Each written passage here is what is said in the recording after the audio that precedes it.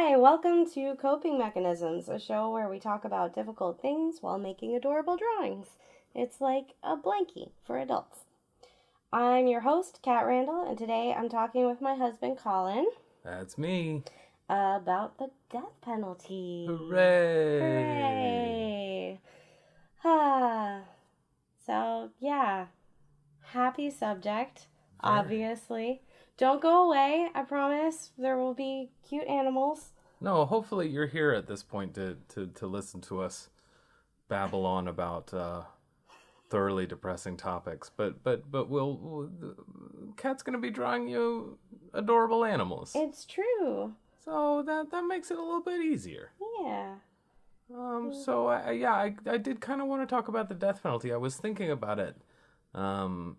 There's obviously tons of things in the world that are deeply, deeply upsetting. But I was just reading the news. I think it was maybe Tuesday of this week. And the Supreme Court had just handed down a new decision on a death penalty case that I found deeply troubling. And I should just go ahead and say up front, I'm in just complete opposition to the death penalty. I kind of have been since I was pretty young. Yeah. Well, I mean, this is one of the reasons that in this series I want to I'm for the more political issues, I want to really come at them from a personal perspective.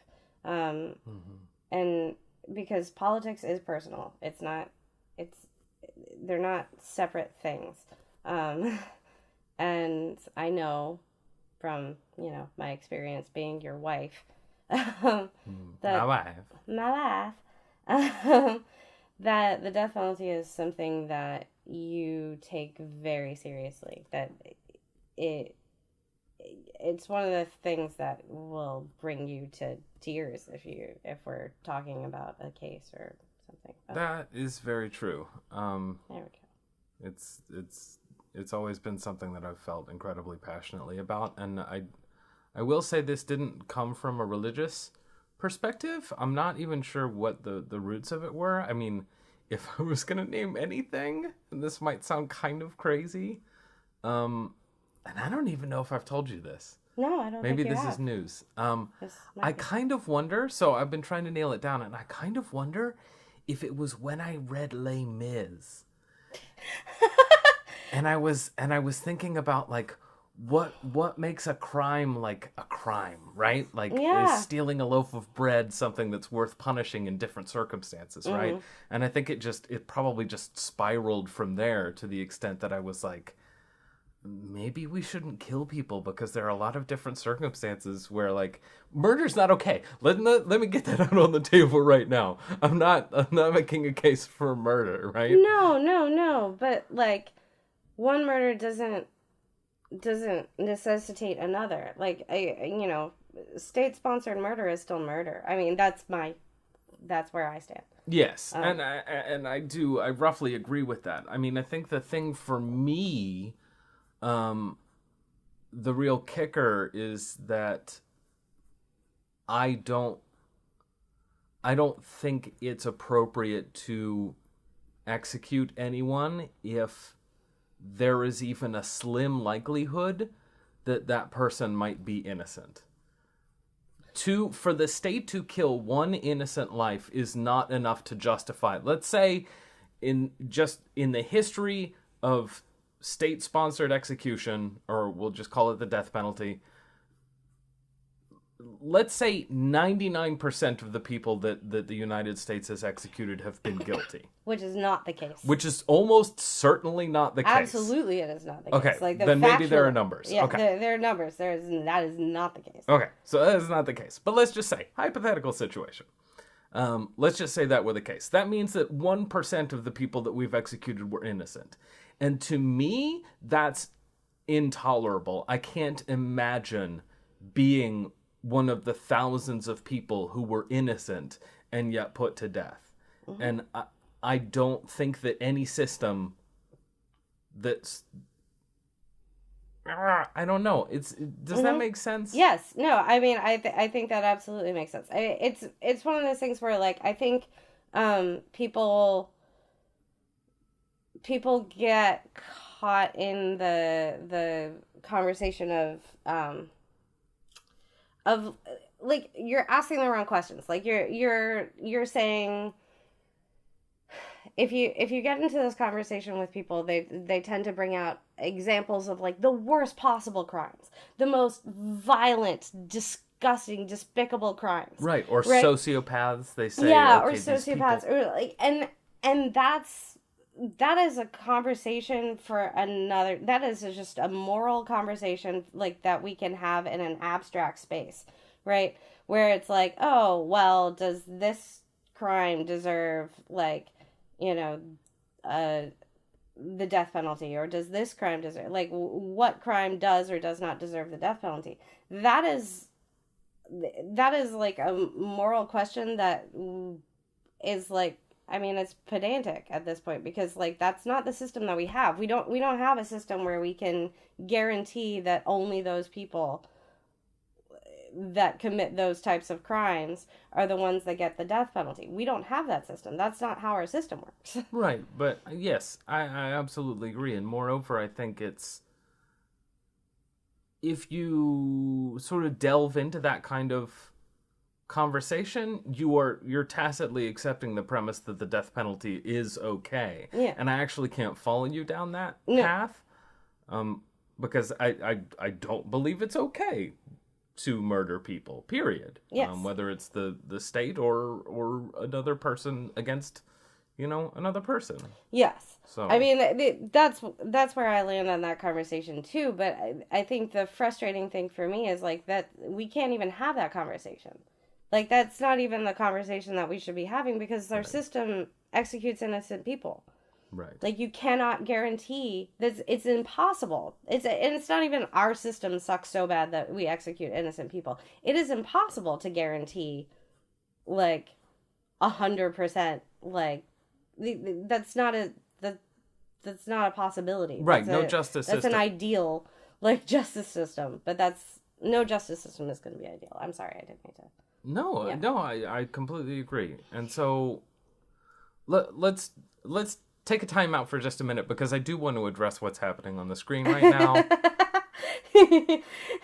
So I did, one of my favorite animals is definitely a red panda, and this is looking an awful lot like a red panda. Can you talk to me about him, please? Yes, he's a red panda. And I my day job is at Starbucks right now, and it's holiday season rollout, so I wanted to those do a red cups, right? Oh, those red cups. Not yet.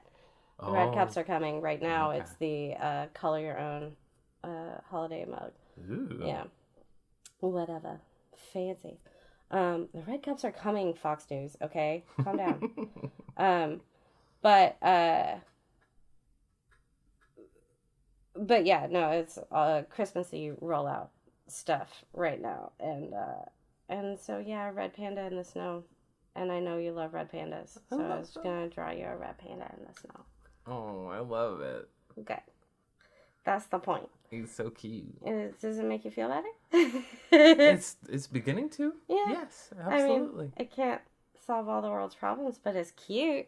It is cute. Yeah. That's what we're here for. Mm-hmm. So I want to transition really briefly to talk about, I brought it up the recent at case. the top, but this recent case in the Supreme Court that kind of brought this back to sort of my head, was that I believe it was probably towards the end of last week, but I think I read the article on Tuesday about the Supreme Court allowed an execution to go forward, and the person in question who's now due to be executed, his name is Vernon Madison. Mm-hmm. And the reason why this went to the Supreme Court is because Madison suffered from several strokes recently, which have left him blind. They've left him incontinent. They've left him with incredibly poor vision. And moreover, and what's key to this case here, is that they've affected his memory really severely. And I think anyone who's had family members who've suffered from strokes can relate to this. This is a thing that happens. It kind of, it can really seriously kind of degenerate your own sort of mental faculties. It can mimic things like Alzheimer's, right?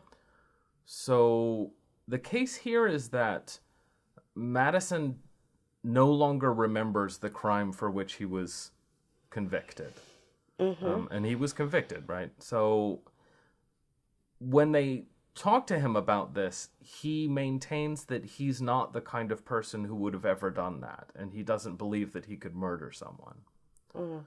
And so the state was asked to sort of arbitrate here as to whether or not you could execute someone who has no recollection of the crime that they committed. And this is sort of based off of earlier cases about people who are mentally handicapped and whether or not they can be executed because they don't have the faculty to understand that what they did was a crime, right? And the Supreme Court ruled that no, you can't execute people who don't have the faculty to understand that.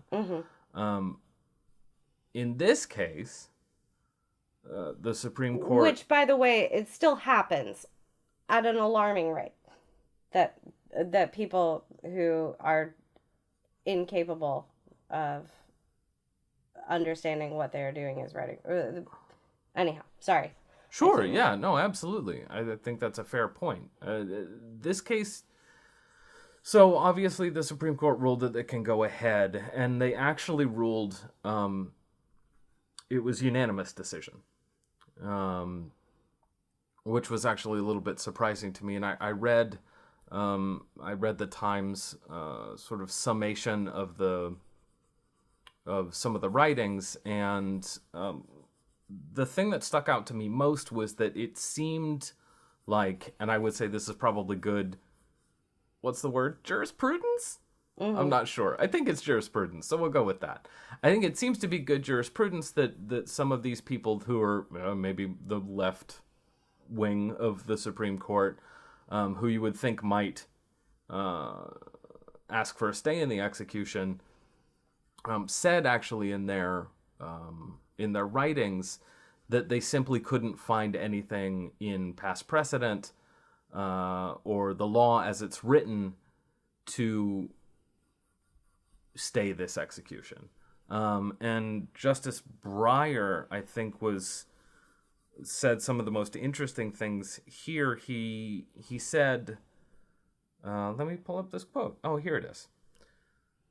So he said, and I'm going to go ahead and quote him here. He says, rather than develop a constitutional jurisprudence that focuses upon special circumstances of the aged, however, I believe it would be wiser to reconsider the root of the problem, the constitutionality of the death penalty itself. Yeah. Which baller, right? Yeah. Like you read me that the other day when we were talking about this, and it's incredible. Yeah, I mean, it's a really fascinating case. Is not the right word. Maybe not the right word. I'm sorry, I don't know. No. It's not. Words are hard here. Yeah. That's why we have red pandas. That's why we have red pandas. It's not the right word. I don't know. It's intriguing. Challenging. No, there's just a lot of issues at play. Yeah. It is heartbreaking and awful, and that's too much. Yeah, I don't know. And yet, like, it's so hard to separate the emotional, like, aspect of stuff like this. Yeah. From the legal aspect of it. Right. Because I appreciate what they're doing from a legal standpoint. what the justices did, especially Breyer's statement. That's incredible. But it's heartbreaking that this is gonna go ahead and continue. Like, it's just gonna go on. Right. So, I mean, I guess you're torn here, right? Because you want to applaud the justices for, looking at the law as it exists and not doing the thing that I think Republicans are always terrified of doing, which is, acting as lawmakers as opposed to, interpreters or arbiters of the law. So I guess you want to applaud them for that, but at the same time, in cases like this, don't you want them to, do something, for somebody to do something? And I guess then, I don't know, I'm obviously no legal expert, I'm an art historian, but, I guess at this point, I guess it goes back to the states, and then maybe... I think the call legally is for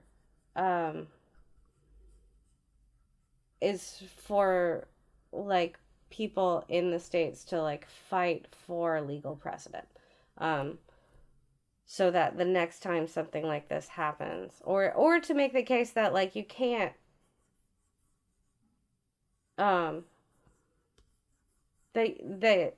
that if we can't establish a legal precedent that protects the innocent as regards the death penalty, which is again what we were talking about at the beginning, then we can't have the death penalty. Right. Right. But at this point, we're in a sort of a circumstance, not just in this case, but in many others that are similar, where you just have to sort of hope that the governor makes that midnight phone call for a reprieve, right? Mm-hmm. That's your only hope at this point for these types of cases. Yeah. And that's a terrifying and frustrating position to be in, regardless of sort of which party controls your state house, because there are plenty of Democratic... Oh, yeah. This is not a party lines thing. No, there are plenty of Democratic statespeople and governors who are, perfectly fine with the death penalty. Yeah, California has a death penalty. California does have the death penalty. I think it's been a while since they've actually... I'd have to look. Oh, by the way, if you want any statistics on the death penalty, you can go to Death Penalty Information Center. I'll link to it. And they lay it all out for you pretty directly. Yeah, that's an excellent website. Yeah. Some of their graphics are... I turn off that part of my brain. Oh, yeah? Are you going to criticize their graphic technicians? I want the message out there, and I want it in a way that people are going to appreciate it. Yeah, it's got to be pretty. Okay. No, I'm not. I'm. It sounds like I'm making fun of you. I'm not making fun of you. It really does have to be. No. No, you're not. I'm just. It does have to be engaging. It has to. It's like. Wow, this is going to be a crazy tangent. But it's... Wow, we don't have to do this. I'm going to do it. I'm jumping on this train. It's like Reddit. Because, yes, I'm kind of an old man at this point. You are an old man. It's okay. I love you anyhow. But I can't use Reddit because it's hideous. It is hideous. It's so ugly. It's so ugly. So, I'm sure there's, really good stuff on there and also some really, really awful things on there, too. Yes. But... I can't with that because it's painful to look at. So, I mean, this is to your point. Yes, maybe at some point they can hire better graphic designers. It does help to get the message out. That's all I was saying. Right. I'm sorry. Super tangent. I love my red panda. Thanks. It's not quite done, but I will finish him in post. Oh my gosh, he's so adorable. What do you think we should name him? I don't know. He's yours. What are you gonna name him? Oh my gosh, I'm terrible at names. No, you're not. You know the names of my stuffed animals from when I was a kid. Mm-hmm. It's like Mr. Alligator and Mr. Bear. Mm-hmm. It's just I put a Mr. on it.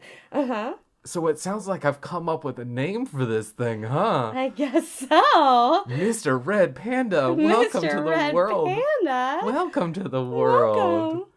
Alrighty, Mr. Red Panda. I'll give you some snow in post, and I think you are good to go.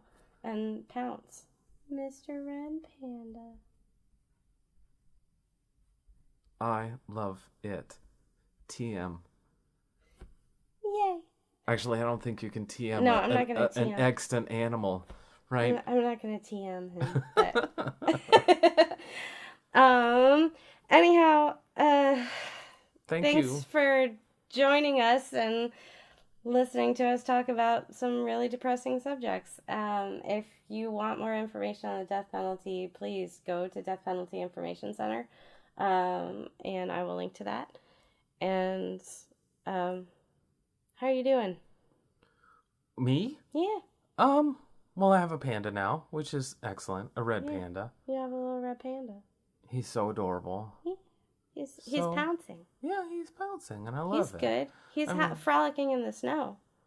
He is frolicking in the snow, and it's very nice to have him in my life now. I very much appreciate it. You're welcome. So, obviously we didn't and aren't going to solve the world's problems when it comes to the death penalty, but I guess not. I did want to just talk about this one case that I found pretty upsetting. So yeah, a little bit. But glimmers of hope in there. Yeah. So, you know, Way to go, Briar. Way to go, Briar. Maybe in not too long, we can all be fine. Yeah. So, yes, everything being said, I have a red panda now. Yeah, I think I'm fine. Okay. How are you doing? I'm fine. Yeah. Yeah, I think Mr. Red Panda's fine. I'm fine, too. He's fine. We're all fine. We're all fine. Thanks for joining us. Thanks, guys. See you next time.